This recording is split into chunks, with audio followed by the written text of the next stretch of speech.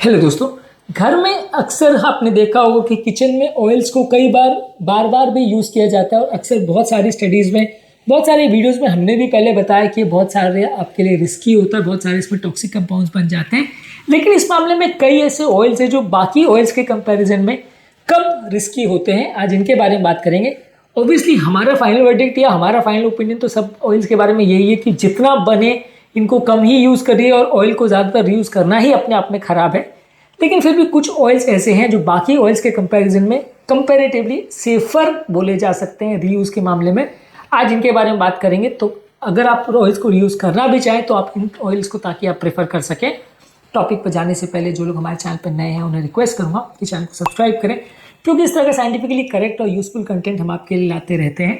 यदि आपको content useful लगे तो फ्रेंड्स फैमिली के साथ इसे शेयर भी करिए, क्योंकि किसी की ज़िंदगी बचाने और बदलने में उपयोगी कंटेंट हो सकता है।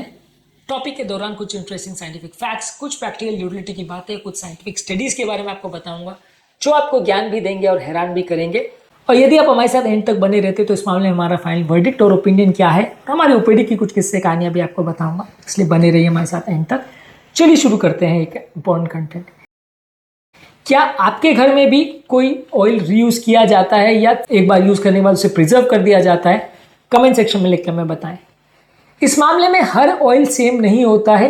यदि आप सैचुरेटेड या मोनो अनसैचुरेटेड ऑयल जैसे घी, रिफाइंड कोकोनट ऑयल और मूंगफली का तेल यूज़ करेंगे तो ये कंपैरेटिवली हीट को ज़्यादा बेटर टॉलरेट करता है सोयाबीन ऑयल, सनफ्लावर ऑयल और कॉर्न ऑयल के कंपैरिजन में। जो आप अनसैचुरेटेड ऑयल यानी पॉली अनसैचुरेटेड ऑयल्स को अगर रीयूज़ करते हैं, रीहीट करते हैं, तो वो ज़्यादा जल्दी ऑक्सीडाइज होते हैं, ज़्यादा खराब होते हैं as compare to ghee, refined coconut oil, peanut oil. तो इस मामले में घी या मूंगफली का तेल या नारियल का तेल कंपैरेटिवली बेटर ऑप्शन हो सकते हैं।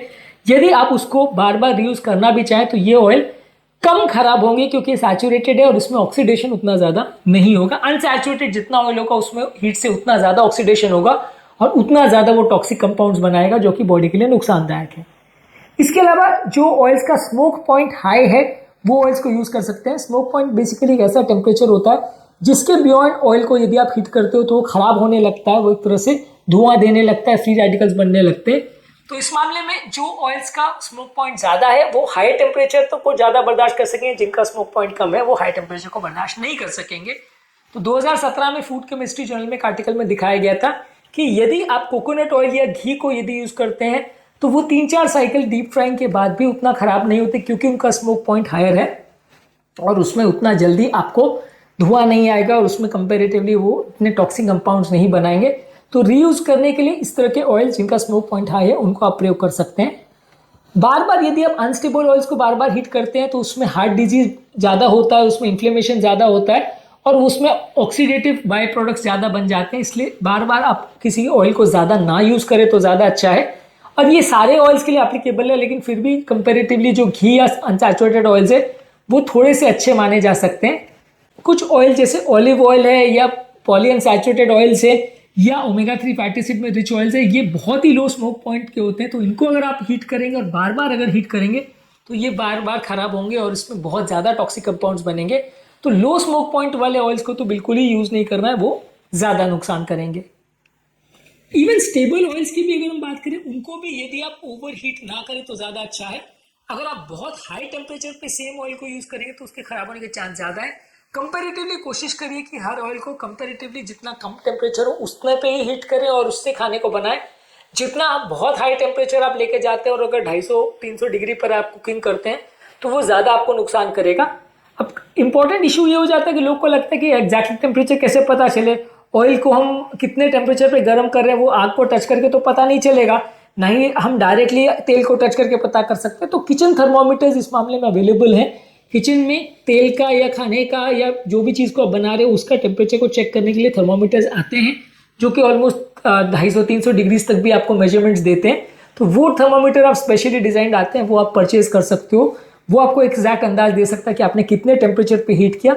ज़्यादा टेम्परेचर पे यदि आप हीट कर रहे हो तो आपको पहले से पता होना चाहिए कि इस पर्टिकुलर ऑयल का स्मोक पॉइंट कितने पे है, तो उससे कम टेम्परेचर पे कुकिंग करेंगे तो ज़्यादा अच्छा है।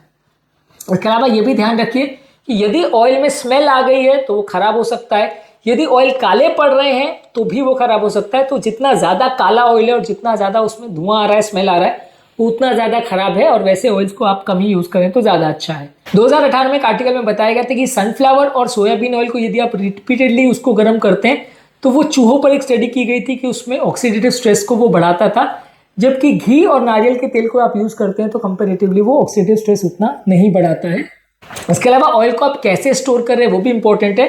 यदि उसको कंपेरेटिवली ऐसे एरिया में स्टोर करते हैं जहां उसमें बहुत ज़्यादा धूप का एक्सपोजर नहीं हो रहा, एयर का एक्सपोजर नहीं हो रहा है, तो वो ज़्यादा चलेगा। अगर स्टेबल ऑयल्स को भी आप अगर खराब जगह पे स्टोर करते हैं और प्रॉपरली स्टोर नहीं करते हैं और धूप का या एयर का एक्सपोजर होता है तो वो जल्दी खराब हो सकते हैं। इसके अलावा आप कुकिंग कैसे कर रहे हैं वो भी डिसाइड करता है कि कैसे आप कितने बार ऑयल को यूज़ कर सकते हैं। यदि आप डीप फ्राइंग कर रहे हैं बहुत हाई टेम्परेचर पे तो वो ज़्यादा आपके चीज़ों को खराब करेगा as compare to shallow frying या सॉटेइंग। अगर एक बार भी बना रहे हैं और बहुत ज़्यादा मात्रा में हाई टेम्परेचर पे डीप फ्राई कर रहे हैं तो वो जल्दी खराब होगा। शैलो फ्राइंग ज़्यादा चीज़ों में आप प्रीफर करें तो वो कंपेरेटिवली कम नुकसानदायक तत्व बनाएगा।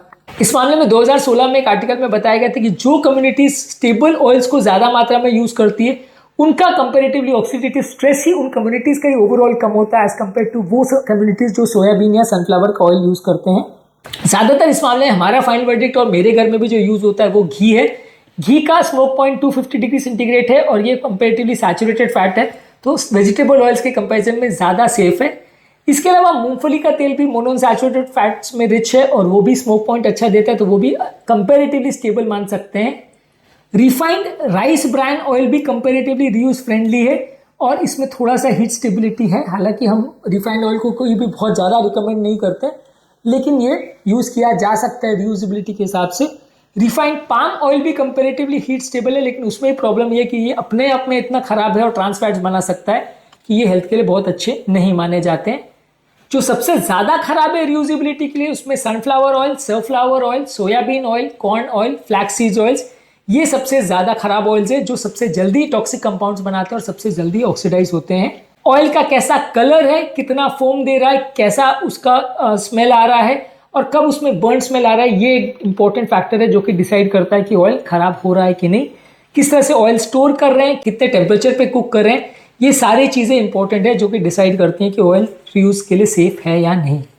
उम्मीद करूंगा कि आज के टॉपिक में जहाँ हमने बात करी कि कौन कौन से ऑयल्स कंपैरेटिवली ज़्यादा सेफ हैं रीयूजेबिलिटी के लिए, आपको ये टॉपिक यूजफुल लगा होगा। यदि कंटेंट यूजफुल लगा तो फ्रेंड्स फैमिली साथ से शेयर भी करें। हमारा इस वाले फाइनल वर्डिक्ट ये है कि घी, मूंगफली का तेल या राइस ब्रांड ऑयल इनको आप ज़्यादा यूज़ कर सकते हैं। नारियल का तेल यूज़ कर सकते हैं। सोयाबीन, सनफ्लावर, सनफ्लावर ऑयल और फ्लैक्सीड ऑयल्स को रीयूजेबिलिटी के लिए नहीं यूज़ करें। ऑयल का कलर और स्मेल देखें, मैक्सिमम 1 से 2 बार यूज़ करें, प्रॉपरली उसको स्टोर करें और बहुत हाई टेम्परेचर पे डीप फ्राइंग ना करें। ये सारी चीज़ों का आप ध्यान रख के ऑयल्स को यूज़ कर सकते हैं, लेकिन ध्यान रखिए कि जितना ज़्यादा बार आप इसको यूज़ करेंगे, कितना भी स्टेबल ऑयल हो, उसके खराब होने के चांसेस बढ़ जाएंगे। टॉपिक एंड करने से पहले जो लोग हमारे चैनल पर नए हैं उन्हें रिक्वेस्ट करूंगा कि चैनल को सब्सक्राइब करें। हमारे चैनल का पर्पज़ है हेल्थ एजुकेशन के द्वारा लोग को हेल्थी बनाना और इस मिशन में आप हमारे सहभागी बन सकते हैं चैनल को सब्सक्राइब करके। यदि कंटेंट यूजफुल लगे तो फ्रेंड्स फैमिली के साथ इसे शेयर करें, क्योंकि कंटेंट किसी की ज़िंदगी बचाने और बदलने के लिए उपयोगी हो सकता है। आपके कमेंट से हमें जानने में मदद करते हैं कि आपको हमारा कंटेंट कैसा लग रहा है, प्लस हमारे लिए मोटिवेशन और इंस्पिरेशन का भी काम करते हैं। इसलिए वीडियोस को देखते रहिए, शेयर करते रहिए और हेल्थ के सफर में आगे बढ़ते रहिए।